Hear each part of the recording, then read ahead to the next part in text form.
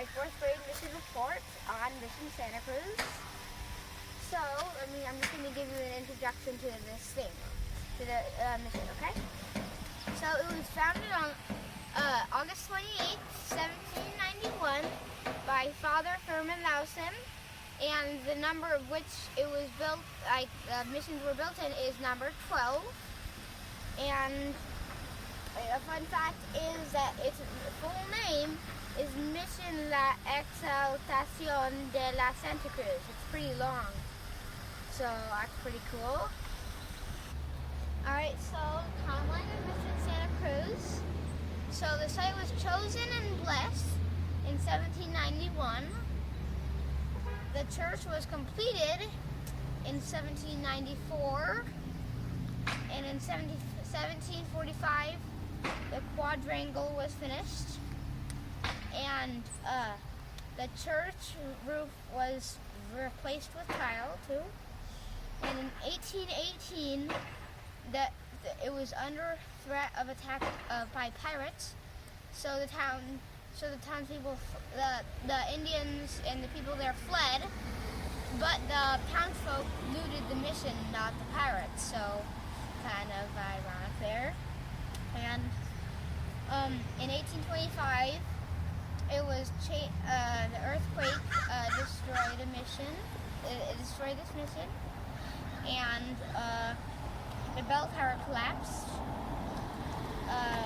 The earthquake caused the rest of the mission to collapse, and then in the end, the mission returned to the Catholic Church. Some fun facts about this mission is the Native Americans were Alonis and Yokuts, and it is the historical landmark number 342, and it was attacked by pirates. Okay, so the church was destroyed in the mid-1800s, but it was 112 feet long, 30 feet wide, and 25 feet high. The walls were 5 feet thick. That's pretty thick for a building. And the bell tower was square with a small dome top, as seen right there. All right, welcome to Mission Santa Cruz. Pretty nice. And so we're gonna give you a virtual tour of this cool place. So yeah, let's go inside. So first, the mission was destroyed by a flood, and then it was rebuilt. Then it was destroyed by an earthquake, and then 75 years later, Gladys Sullivan Doyle, as seen right here, she was part of a very wealthy family. They're generous with the money, so they helped rebuild the mission, which was very nice of them. Okay, so this is a statue of, as seen there, Gladys Sullivan Doyle, who 75 years later, after the earthquake destroyed the mission, used her family's wealth to rebuild it. Okay, hi, what's your name? My name is Ron McLean. I work here. I'm the sacristan and employee of Holy Cross Property. Okay, well, can you tell me a bit about this building? It looks pretty cool. Well, this is Mission Santa Cruz, one of the 21 California missions, and I'm sure you found out which mission it was. It started from San Diego going north. It founded Mission the El Camino Real. It's a replica, 1/3 the size, that resided where the church is, built in 1889, 3 times as big. So we're in a replica that was built in 1933, founded or given to us by Gladys Doyle, who's laid to rest. She's actually laid to rest. Because of her generosity, she reinstituted the replicated version of the mission, but we're standing in now, 3 times smaller than when it resided across the street where the church is, founded 1794, 3 times bigger. So she reinstituted the 21 California's missions in completion, because Mission Santa Cruz was missing at the time during the destruction of the earthquakes and building the church, and translated a Holy Cross into from Spanish, Mission Santa Cruz, into English, Holy Cross, so it lost one of their identities, lost one of the missions. But because of her, she instituted the 21 California missions in completion. So we're very fortunate to be in our one-third the size replica mission. We have daily mass Monday through Friday, 8:30. Yeah. Thanks. You're welcome. Thank you. So this is some holy water. It's pretty normal, but in their religion, it was blessed by the priest, and when the Native Americans were converted into Christianity, a lot of it had to do with dumping holy water on their head. These are some candles with some cross, some are lit. And over here, lots of paintings. Looks cool. And a bunch of crosses on the sides, nice benches, and then like a crest of some maybe Spanish, and here's Jesus on the cross, as you can see. So right here we have the benches on both sides, and right here this is something that you can put down and then kneel to pray. So that's pretty nifty right there. There are them on all of the seats. That's nice. This is another Catholic church built right next to, like on the land of Mission Santa Cruz. So it's a Catholic church. Its spire goes very high. Across at the top, and one right here at the grand opening. Pretty cool. So this part of the mission is the Padres' quarters, and right now, today it's a museum, but unfortunately, it's not It's not open today, so we can't take a look inside. Oh, how awesome! The Santa Cruz Mission State Historic Park is open, so let's go check it out.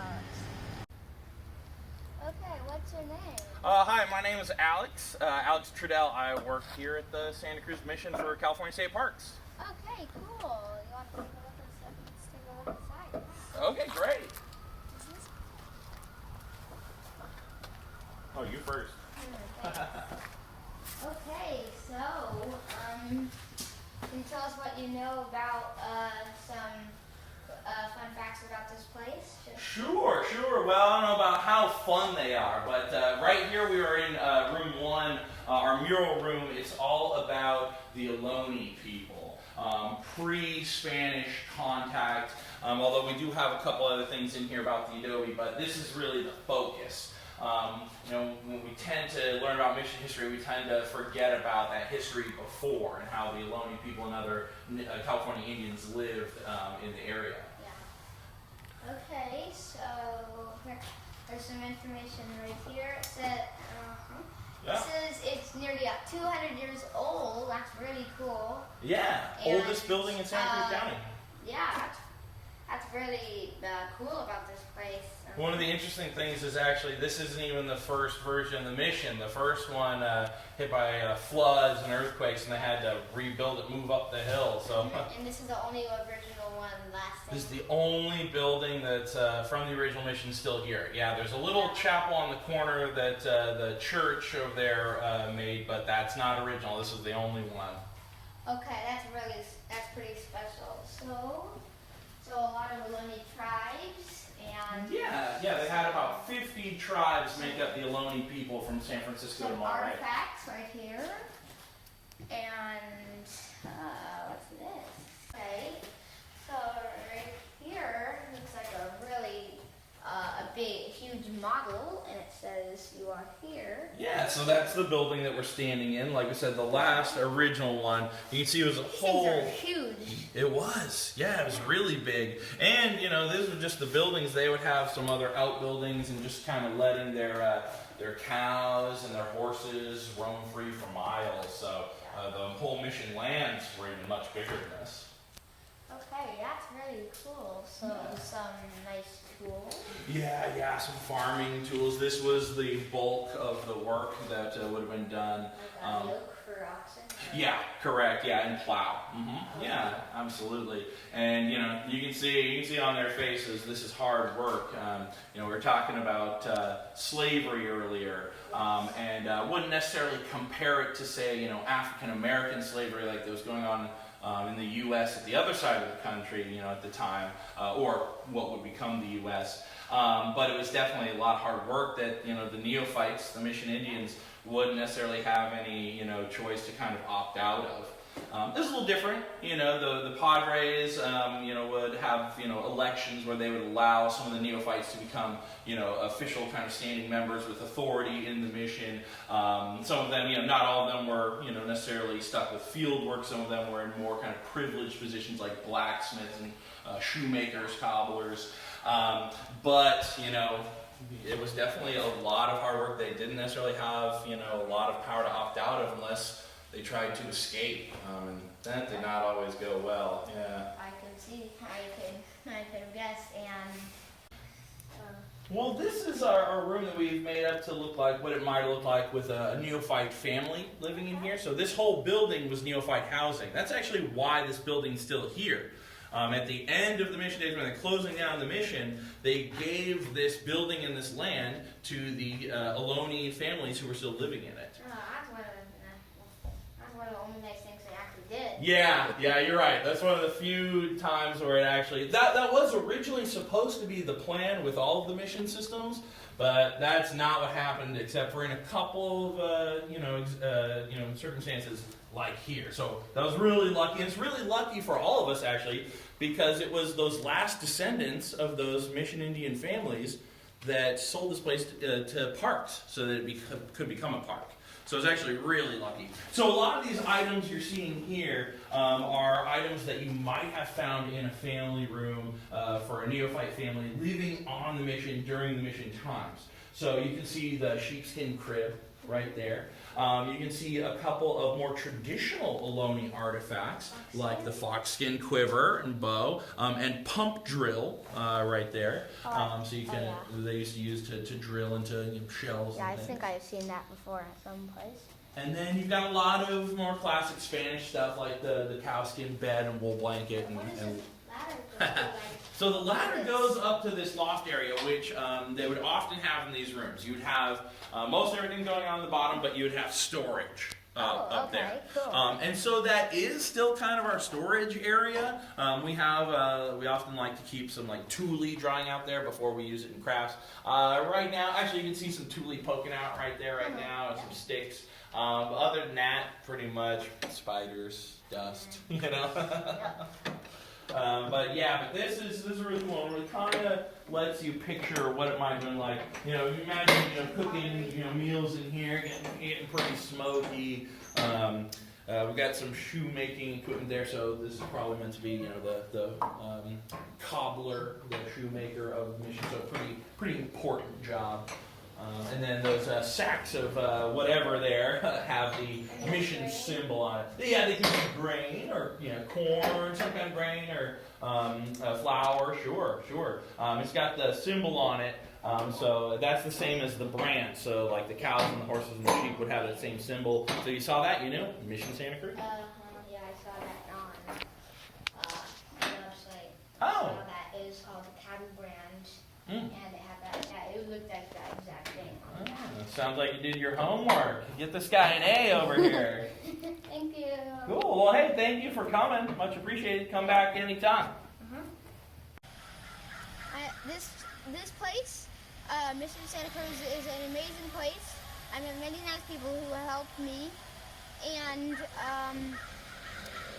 I hope this video helps you learn a lot about the mission. Goodbye.